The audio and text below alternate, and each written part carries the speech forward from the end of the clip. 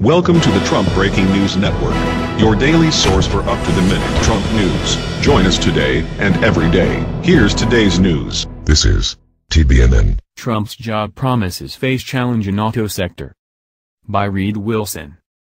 President Trump's promises to revive the struggling American manufacturing industry faces new headwinds as the automotive sector, the largest driver of manufacturing jobs, announces thousands of new layoffs.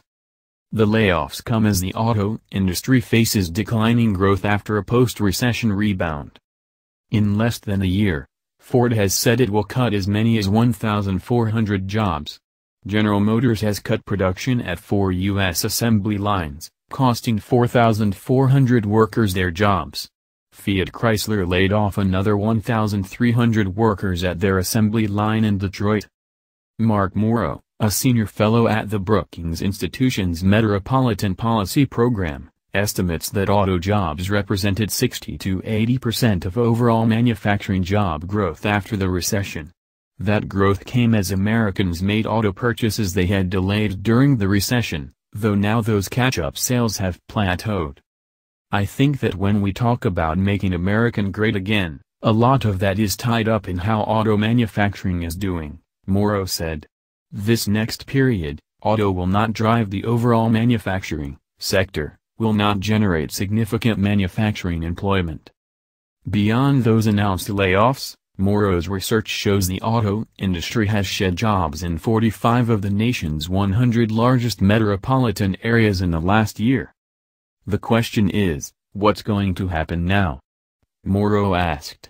One possibility is auto goes flat and nothing else really picks up. So we really have a very tough manufacturing story for the next few years.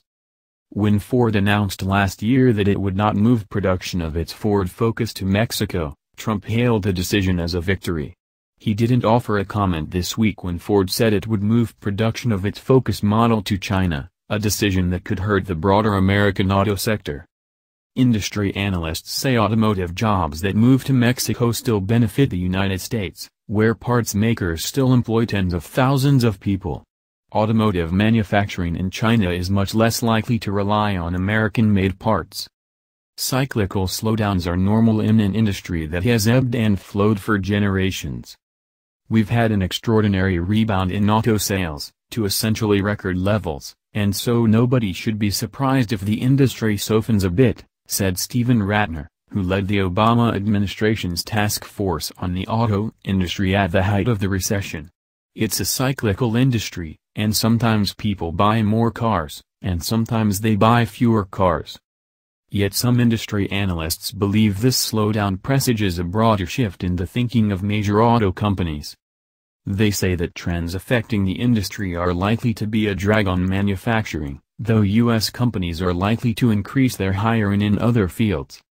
With the prevalence of ride-hailing companies like Uber and Lyft, and the nascent beginnings of self-driving automobiles, families are likely to have less use for multiple vehicles. Auto companies have always been a personal transportation provider, and it's just that the nature of how that is provided is shifting, from an ownership platform to none of us own a car, said Tony Hughes, managing director at Moody's Analytics Economics Division. But there is this one car that's owned by these people called Uber or Lyft. Auto companies are making investments in different, more technology-oriented fields necessary to compete in the self-driving space. These fields may not have the same need for manufacturing jobs.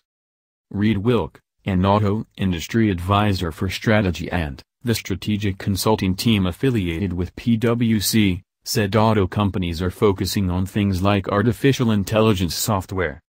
There is a battle for talent across industries in that type of space, and we see aggressive hiring globally in the auto industry, Wilk said.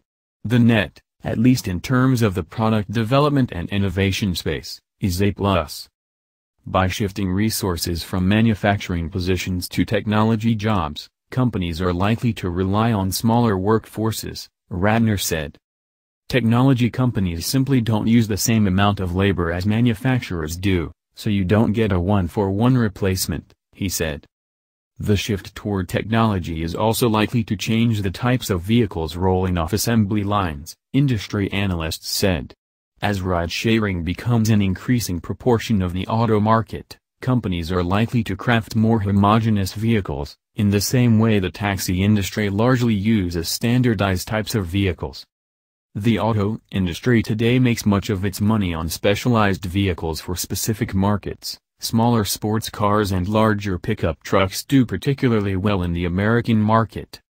If the number of journeys taken by commuters and homogeneous driverless ride shares increases, it's sort of like the monopoly profits enjoyed by the auto industry selling custom niche products to niche clientele will reduce, Hughes said. The biggest threat to the auto industry is that the nature of those vehicles will be much more homogeneous.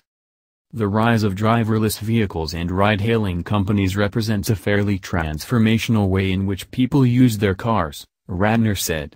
That means fewer cars, period, and that means fewer jobs. And that won't be offset by technology jobs. That's the news. Join us here every day. Be sure to subscribe and click the bell. See you next time. This is TBNN.